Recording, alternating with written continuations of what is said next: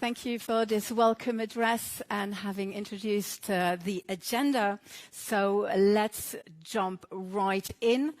Our first speaker will now set the scene and give us an overall context of the EU as a borrower and addressing the raising challenges of EU's funding toolbox as EU is funding to finance EU policy priorities. And from a markets perspective, over the last 2 years, the EU has become one of the most important issuers in Euro.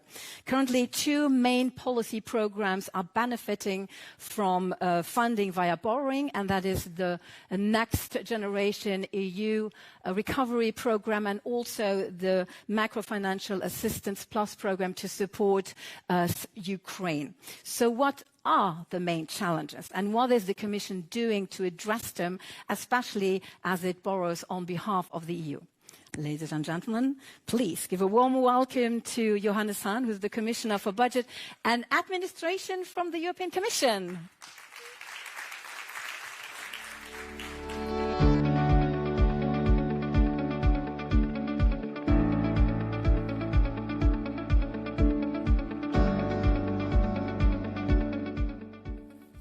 Sure. Thank you for this very kind and well-sounding introduction. It's indeed an honor to welcome you to the Capital Market Seminar, which I understand takes place for the 5th time in a row. Not always in person, but this time, yes. And I think we all are happy that we have the opportunity to see each other and to engage with each other, and because it was necessary for a couple of years to have this opportunity to stay in contact via video. But at the end of the day, I think we all appreciate if we have the opportunity to see each other and to mingle around and to have really the opportunity to exchange. And I think at the end of the day, the personal relationship cannot be replaced by let's say, artificial intelligence or other means. It's good to be together. And I would like to thank also our hosts of today and in this beautiful headquarters. I have already appreciate when I came into it from the inner courtyard. And again, thank you to the Luxembourgish Spurkeys case, which is hosting us again, and thank you so very much for this opportunity. Okay, it was already introduced that I should provide the scene of what we are doing and why we are doing this and what we intend to do in the future. Of course, we cannot lose sight of the message that this seminar embodies. The fact that the Union's 3 biggest institutional issuers continue to organize this event together is a clear sign of our unity and our commitment to provide a common front to the challenges of today and tomorrow. Our world today is characterized by inflationary pressure, economic uncertainty and the war in Europe's immediate neighborhood. In this context, global power dynamics are changing and Europe is fighting for a greater role for these values, and you will certainly hear tonight Alex Stubb on this matter. We should be aware that out of almost 200 countries, and only around 25% are really committed to Western values, to democracy, freedom, freedom of expression, market economy, all this. So this is something where we are clearly in a minority position, but we have to defend these values, and we have to take care that these values are also there in the future. That's why, against such a backdrop, it's more than ever important that Europe remains united. History has shown us time and again that unity must be at the heart of Europe's response to crisis. The sovereign debt crisis some 15 years ago led to more robust financial surveillance and fiscal integration, while the coronavirus crisis led to joint debt issuance. Allow me to elaborate a little bit on this one. Europe's united answer to the pandemic. A stimulus package of more than 2 trillion euro, consisting of the 1.2 trillion EU budget, what we call the core MFF budget, and the 800 billion euro Next Generation EU recovery instrument, helped ensure a swift economic recovery and helped make Europe greener, more digital, and finally more resilient. Economic data shows that thanks to joint action, the EU economy got back to pre-pandemic levels much more quickly than originally foreseen. At least this was the picture till the beginning of next year. But then, of course, we were impacted by the war. Because in 2020, following Putin's brutal invasion of Ukraine, the EU once again acted with unity. Together, the European Union and its member states provided so far around 70 billion euro in direct and indirect support to neighboring Ukraine, but also to our member states, in particular those who are most affected also by the war. By the way, we have hosted so far more than 5 million refugees, but they have already become part of our society, of our labor workforce, so they are a valuable part of our societies, and we are grateful. But by the end of the day, we would like to offer them the opportunity to return, to contribute to the reconstruction of Ukraine, and this is also something which is clearly in Europe's all over interest. We have put in place powerful sanctions. Some are doubting the effectiveness, but I can reassure you, meanwhile, these sanctions have shown their impact because it affects the technology available for Russia, for instance, to further exploit oil and gas and other raw materials. And this is something where we have clearly shown unity and, may I say, also speed. We have adopted the first sanction package, I have to say, even a day earlier than the US, and usually we are considered to be, so to say, the slow motion variant on the global scene. But here we have been fast. Why we have been fast? Because, unfortunately, I have to say, we anticipated such a development and we started to prepare a possible sanction regime already in autumn 21. For that, at least time, unlikely case, but we were prepared. And unfortunately, it was good that we were prepared. But we also had to diversify as a, so to say, consequence of this war, our energy supply. The Repower EU plan that the European Commission put forward was a strong sign of EU's willingness to end reliance on Russian fossil fuels before 2030 and gain its energy independence. Today, member states, one after another, are rewriting their recovery and resilience plans, and the roadmaps to funding under the Recovery and Resilience Facility at the heart of Next Generation EU. They are adding Repower EU chapters to increase investment in sustainable energy projects. When the Commission, von der Leyen Commission, started in December 2019, we immediately declared that the green transition and digitalization are the top political priorities. At that time, many people thought this is, I wouldn't say theory, but there is not such an urgency and it will not happen so fast. But unfortunately, the pandemic, in terms of digitalization, and now the war, has proven that these two priorities are the real priorities which we have to pursue. And now member states are tough on this. And we have committed ourselves that 1/3 of these 2 trillions should be spent for green transition. And if I'm looking into the recovery and resilience plans of our member states, the average of money being spent for the green transition is around 40% of the overall budget. Some member states are even rewriting partially their programs, and there, meanwhile, up to 60% of the overall allocation is dedicated to the green transition. So in that respect, Unfortunately, like often in history, a war is an innovation driver, if one like it or not. And in that case, the war is pushing us to become more independent when it comes to energy than it was the case in the past. But since we are at the Capital Markets Conference, you will certainly be asking yourself, what is in all this the role of the capital market in this story of unity and togetherness? For the Union, capital markets have been instrumental to securing the funding needed to turn our ambitions indeed into reality.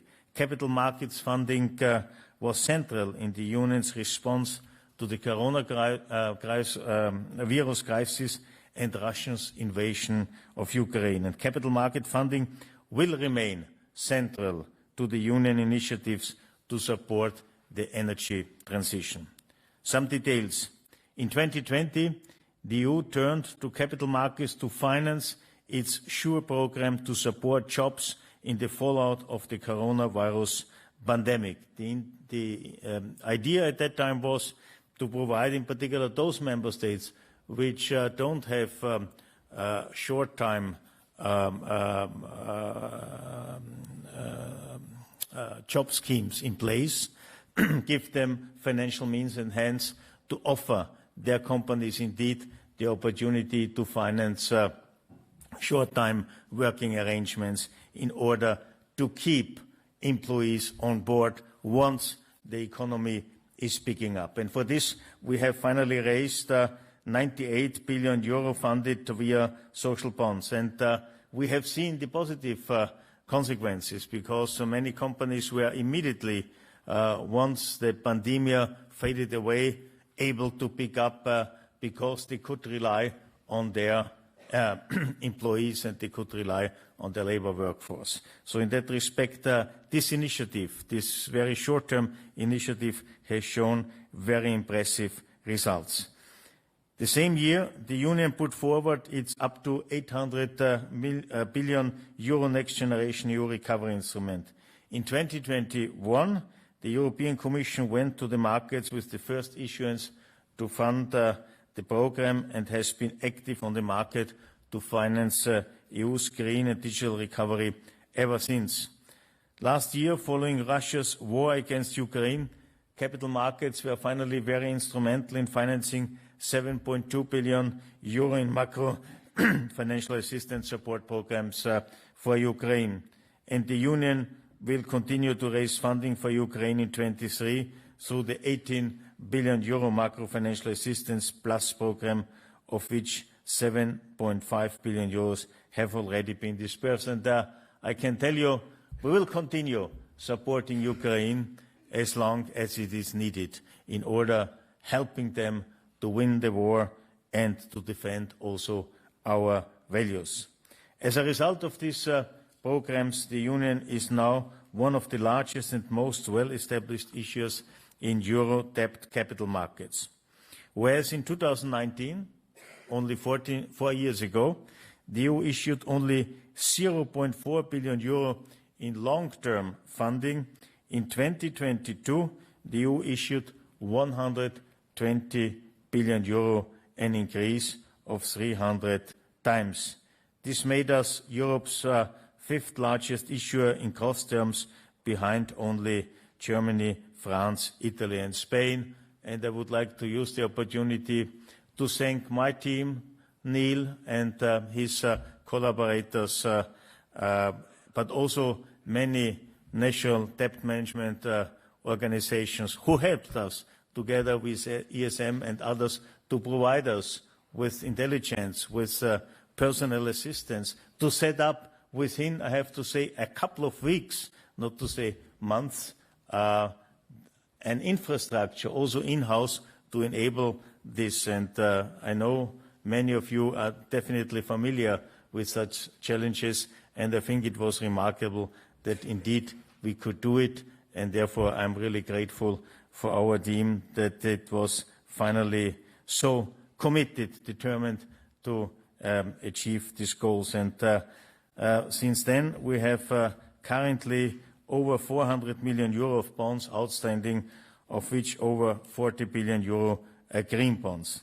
These funds are being directed to support reforms and investments that will build strong and more resilient economies across EU member states.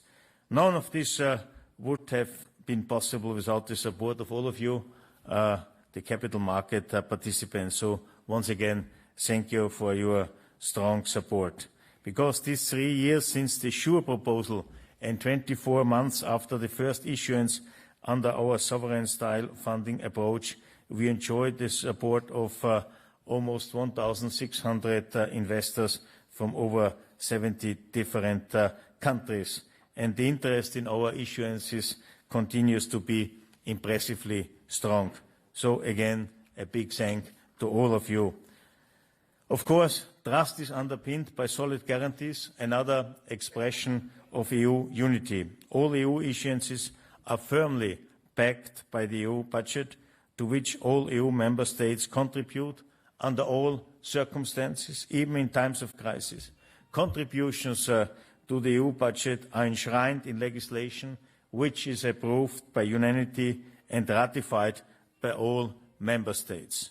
Moreover, member states have also undertaken to provide the resources to guarantee that the Union will cover all of its financial obligations up to predetermined amounts which are ample to deal with the Union's financial commitments. This commitment is an essential part of the contract between the EU member states and the Union. And on this basis, investors and rating agencies have repeatedly affirmed the strong creditworthiness of the EU as an issuer. But the increased role of EU borrowing in the capital markets comes also with increased responsibilities for us, the European Commission, to listen to the markets and to continue to evolve as an issuer. This is why, it was already mentioned, in January 23 we launched our unified funding approach, through which the Commission is issuing single-branded EU bonds rather than separately labelled bonds for individual programmes. You will once again notice the word unity here. This means that proceeds from a single EU bond are being used to support EU's various policy programmes, similar to the approach used by large sovereigns. In parallel, we continue to develop the EU bond ecosystem by putting in place mechanisms to facilitate further trading of EU bonds in the secondary market and price discovery through appropriate platforms.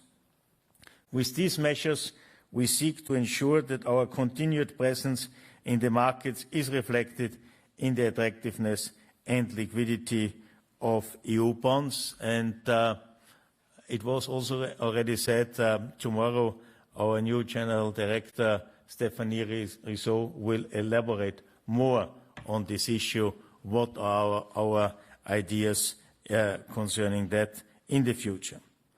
But at the same time, we continue to lead by example the development of the sustainable market. Key to this are next-generation EU green bonds. Becoming the largest green bond issuer worldwide gives us a special responsibility. Green bonds are a matter of trust, I have to say, more than ever. We are working on developing the market not only in terms of outstanding volumes, but also in terms of transparency, communication and the fight against greenwashing. This is reflected in the Next Generation EU Green Bond Framework, which fulfills the well-established green bond principles of the International Capital Market Association. In parallel, our reporting tools allows investors to follow nearly in real time all details of our green bond program and the underlying green expenditures. And by the end of 2023, we will also be issuing our first impact report, which will show what impacts projects funded by NGO green bonds have already achieved to date. So green bonds are much more than a funding tool. They are a clear expression of our commitment to facilitating the climate transition. So let me take stock and conclude what is clear today is that bond issuance has become an integral part in the EU's financing machinery and has enabled an effective centralized fiscal response to successive crises. This has been made possible by the Commission's continuous effort to build an issuance infrastructure equal to that of Europe's largest sovereign issuers, but also by the great support of capital market participants, including all of you gathering here today in Luxembourg. And I know many of you asking me at the roadshows or other opportunities, is this a one-off event or is this something which becomes permanent? You know, there are legal constraints. It's, for the time being, something which will last till 2058. Now, the concentration on our side is on implementation, is on showing the European added value of this initiative, showing that this initiative, this action, Next Generation EU, with this clear prioritization on green transition and digitalization, is showing an effect, a lasting effect. And if this is the case, one has to see what is the assessment by the political leaders at that time. But I think we should now concentrate on this, prove the added value, prove the necessity of this instrument, and let's see how we can transfer this into future reflections to strengthen Europe's economy, Europe's financial market capacities, but also the euro as a global currency, which has, again, also a political impact. We should not underestimate in a world of growing competition, in a world of multipolarity, also when it comes to different so-called global currencies. I think it's in our interest as European Union to stay united in different dimensions, to show this unity and to work on the future success of Europe and our standing in the world. Thank you very much.